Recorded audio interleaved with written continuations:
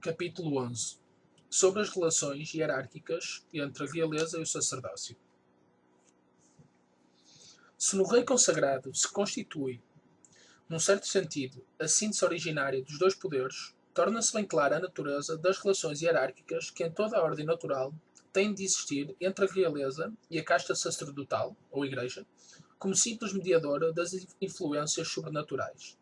É à realeza que cabe a primazia em relação ao sacerdócio, precisamente como, no símbolo, é o Sol que possui em relação à Lua e o homem em relação à mulher. De um certo ponto de vista, trata-se da mesma primazia tradicionalmente reconhecida à realeza sacerdotal de Melquisedeque, sacrificador do Altíssimo, Deus da vitória. O Altíssimo fez cair os inimigos nas tuas mãos.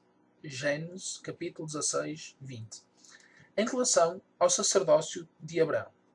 E como já dissemos, os defensores medievais da ideia gibelina não deixaram de se referir por vezes ao símbolo de Melquisedeque, ao reivindicarem, perante a Igreja, o direito e a dignidade sobrenatural da realeza. Porém, voltando às civilizações completamente tradicionais, sobressai de certos textos arianos, mais precisamente indo-arianos, que mesmo numa civilização cujo caráter pareceria à primeira vista predominantemente sacerdotal, se conservou em grande medida a noção da justa proporção entre as duas dignidades. Trata-se dos textos já citados, em que se diz que a raça das divindades guerreiras nasceu do Brahman, como uma forma mais elevada e mais perfeita de si própria. E diz a seguir: por isso não há nada superior à nobreza guerreira, Kshatram, e os sacerdotes, Brahman, veneram o guerreiro quando se dá a consagração dos reis. No mesmo texto, a casta sacerdotal, assimilada aos Brahman, aqui entendida impessoalmente, num sentido semelhante ao que no cristianismo são as influências do Espírito Santo, de que é detentora, figura numa relação de mãe ou matriz materna, Yoni, com a casta guerreira ou real, o que é particularmente significativo. O tipo real apresenta-se aqui com o seu valor de princípio masculino que ultrapassa, identifica, domina e governa triunfalmente a força espiritual, concebida à imagem de uma mãe e de uma fêmea. Já fizemos alusão às antigas tradições referentes a uma realeza obtida ao tornar-se o esposo de uma mulher divina, que frequentemente aparece também como mãe, passagem ao símbolo do incesto, e daí o já citado título de touro da sua mãe, atribuído num contexto mais geral ao rei egípcio. Encontramos assim reconduzidos ao mesmo ponto. Por isso, mesmo quando se tiver de reconhecer a necessidade do rito de investidura, não significa que com isso se estabeleça e se reconheça a subordinação do rei à casta sacerdotal.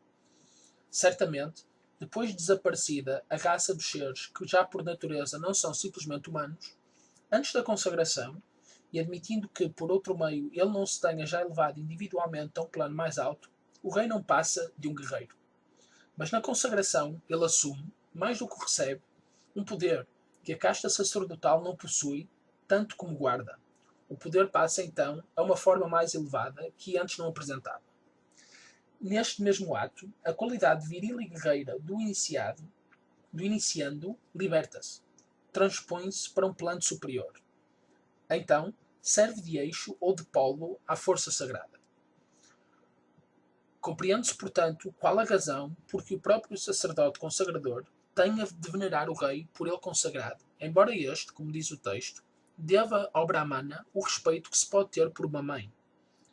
Mesmo no Manavadharma Shastra, apesar de se tentar defender a primazia do Brahmana, este é comparado à água e à pedra, e o Kshatriya, pelo contrário, é ao fogo e ao ferro, e reconhece que se os Kshatriya não podem prosperar sem os Brahmana não conseguem elevar-se sem os Kshatriya, e que se os Brahmana são as bases, os Kshatriya são o vértice do sistema das leis.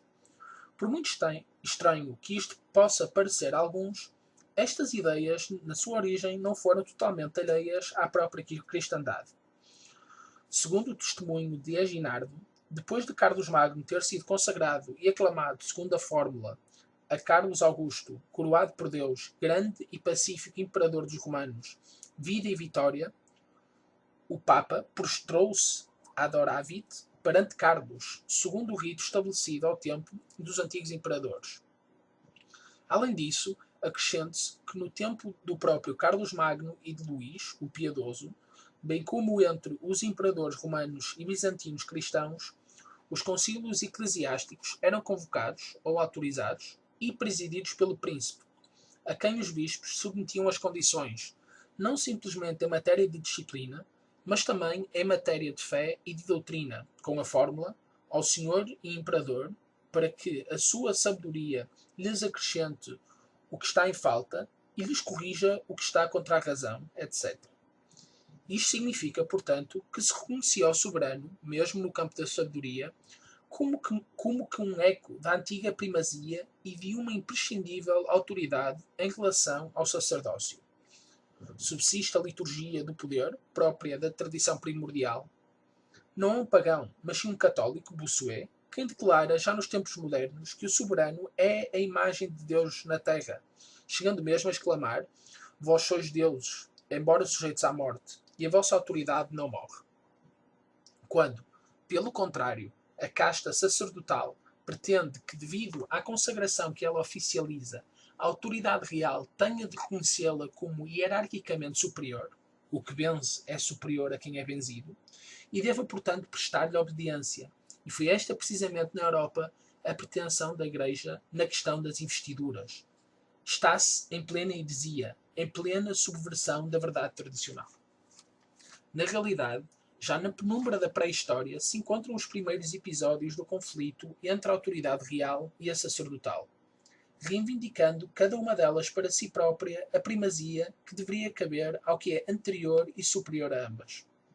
Nas origens, este conflito não teve de modo nenhum, como geralmente se crê, motivações de supremacia política, mas sim profundas e mais ou menos conscientes raízes em duas atitudes opostas perante o espírito, atitude de que voltaremos a falar mais adiante. Segunda forma que devia essencialmente assumir, depois da diferenciação das dignidades, o sacerdote, com efeito, é por definição e sempre um intérprete e um mediador do divino. Embora poderoso, terá sempre consciência de se dirigir a Deus como sendo o seu Senhor. Em contrapartida, o rei sagrado sente-se da mesma estirpe dos deuses, ignora o sentimento da subordinação religiosa e não pode deixar de ser intolerante a respeito de todas as pretensões de supremacia apresentadas pelo sacerdote. De qualquer maneira, com o decorrer dos tempos, passa-se a formas de anarquia antitradicional. Uma anarquia que se reveste de um duplo aspecto, ou de uma realeza que é um mero poder temporal, em revolta contra a autoridade espiritual, ou de uma espiritualidade tipo lunar, em revolta contra uma espiritualidade encarnada por monarcas que conservavam a memória da sua antiga função. Quer numa forma, quer na outra, a heterodoxia surgirá das ruínas do mundo tradicional. A primeira via é que se conduzirá, primeiro, à prevaricação política e à secularização da ideia de Estado, à destruição de toda a verdade hierárquica e, por fim, às formas modernas de uma virilidade e de uma potência ilusória e materializada, finalmente roubadas pelo demonismo do mundo das massas nas suas formas mais ou menos coletivas. A segunda via seguirá paralela à primeira. Manifestar-se-á primeiro com o advento da civilização da mãe, com a sua espiritualidade de fundo panteísta, a seguir com as variedades do que é propriamente religião devocional. Iremos ver que na Idade Média se deu o último grande episódio do conflito acima referido, na luta entre o universalismo religioso, representado pela Igreja, e a ideia real encarnada, embora não sem compromissos, pelo Sacro Império Romano.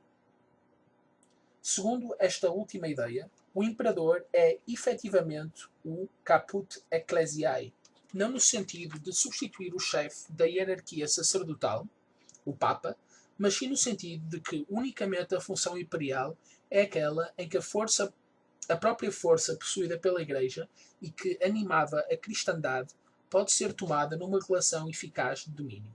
Aqui, o mundo, figurado numa vasta unidade representada pela Igreja, assumia a imagem do corpo em que os membros individuais são coordenados sob a direção suprema do Imperador, que é assim, ao mesmo tempo, o chefe do reino e da Igreja. O imperador, apesar de colocado no trono pelo rito da investidura celebrado em Roma, a seguir às outras investiduras relativas ao seu aspecto secular de príncipe teutónico, afirmava que ele tinha recebido diretamente de Deus o seu direito e o seu poder, e que só reconhecia Deus acima de si mesmo. Assim, o papel do chefe da hierarquia sacerdotal, que o tinha consagrado, só podia ser, logicamente, o de um simples intermediário, incapaz, segundo a ideia gibelina, de revogar-lhe, por meio da excomunhão, a força sobrenatural que ele agora tinha assumido.